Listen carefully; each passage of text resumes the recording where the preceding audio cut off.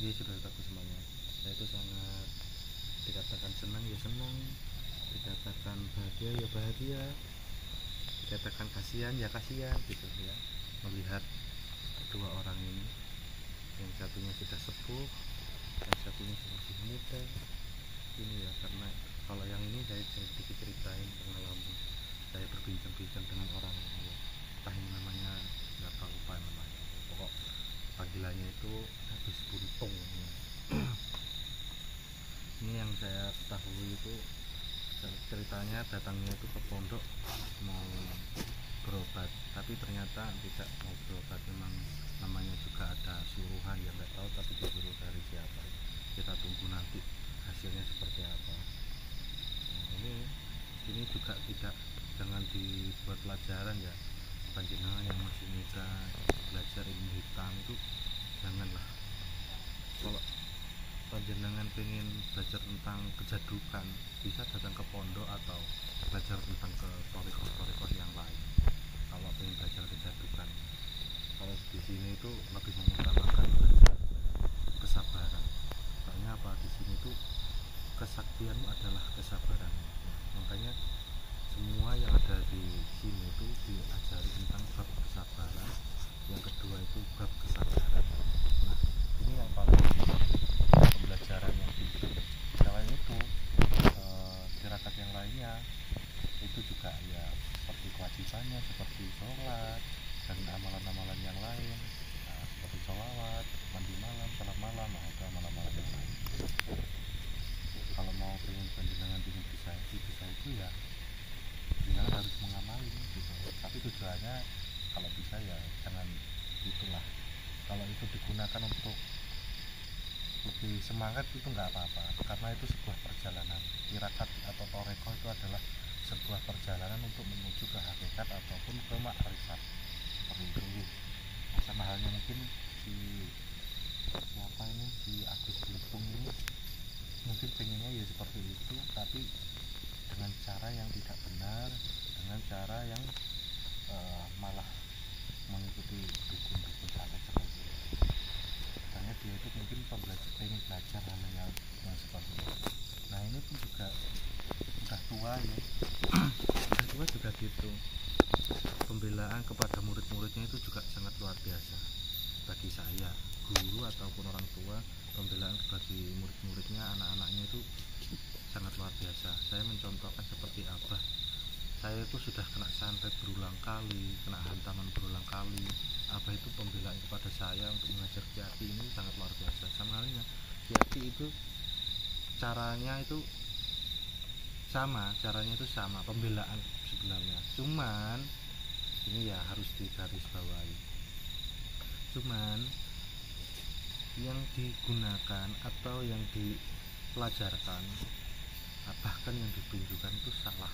Nah, salahnya di mana ya? Seperti mengajarkan tentang keilmuan santet, keilmuan pelet dan lain-lain sebagainya. Apalagi untuk menyakiti orang-orang yang di luar sana. Nah, itu sangat-sangat tidak dibenarkan. Nah, lebih benarnya itu ya sama kayak apa ini, saya sangat-sangat membenarkan.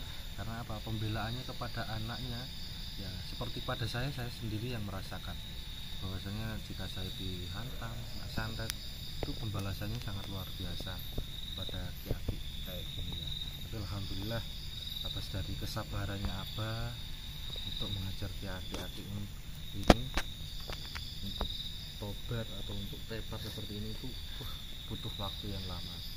Kenapa sih banyak orang yang berkomentar kenapa nggak harus langsung dibinasakan, kenapa nggak harus, tata caranya apa itu nggak seperti itu ya. Yang saya ketahui beliau itu tujuan awalnya itu yang pertama itu adalah membantu para masyarakat di luar sana yang terkena santet.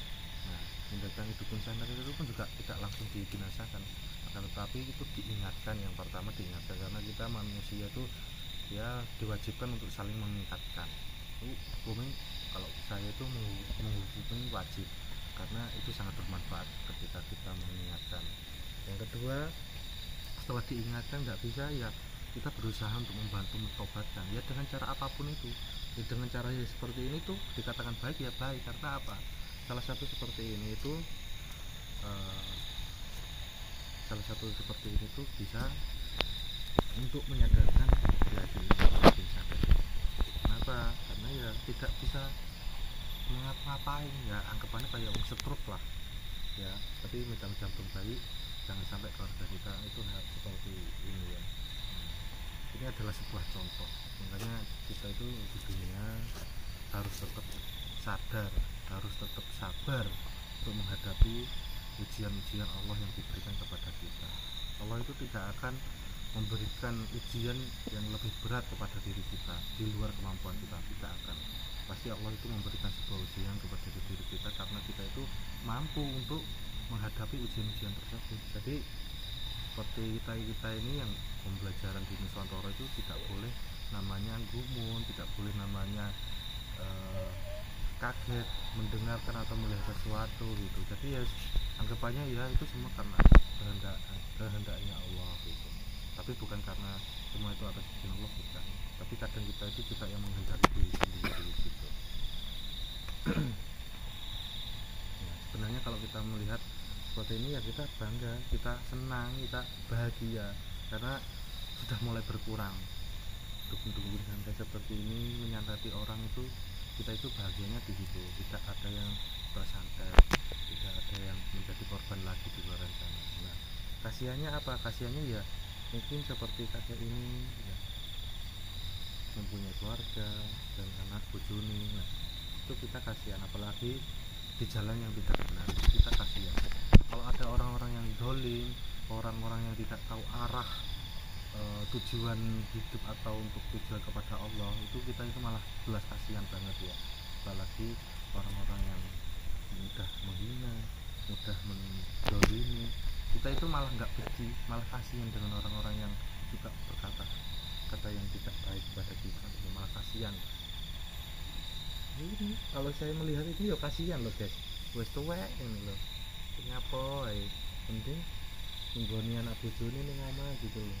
Jadi belajar terus mengamalkan ilmu-ilmu kita kayak gini. Ini juga yang muda nih, jenengan gak apa-apa, jenengan itu memberikan suatu saran atau berkomentar sebanyak-banyaknya untuk para dukun-dukun santet itu silakan, biar mereka ketika melihat atau membaca komentar-komentar jenengan, kalau mungkin ada yang lihat ya, ini kalau mungkin ada dukun-dukun di luar sana ada yang melihat, itu gak apa-apa membaca untuk apa, untuk mendukung para dukun-dukun santet itu agar tobat gitu ya, agar tobat. Karena apa? Karena juga banyak sekali di luar sana itu yang memantau mungkin di YouTube, di masyarakat yang lain. Nah, itu salah satunya dengan juga mendukung apa namanya ya intinya mendukung lah. Saya nggak ngerti bahasa Indonesia kok malah baru gitu ya. Kasihan sebenarnya, apalagi lebih kasihan lagi kepada abah. Kalau dikatakan kasihan ya kasihan, namanya sebuah perjuangan itu pasti banyak capeknya, banyak sekali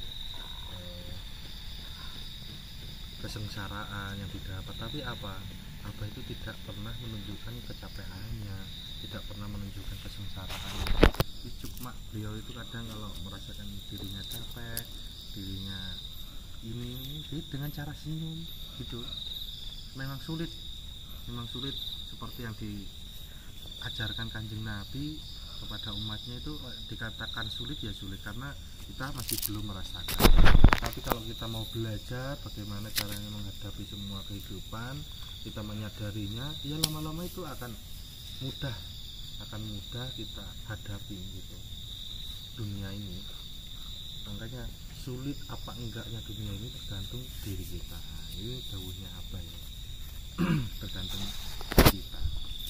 Sama halnya Allah itu ridho kepada kita, itu sama halnya orang tua itu ridho enggak kepada diri kita. Ridhonya Allah itu tergantung dari ridhonya orang tua. Ada hadisnya itu, tapi saya lupa ya.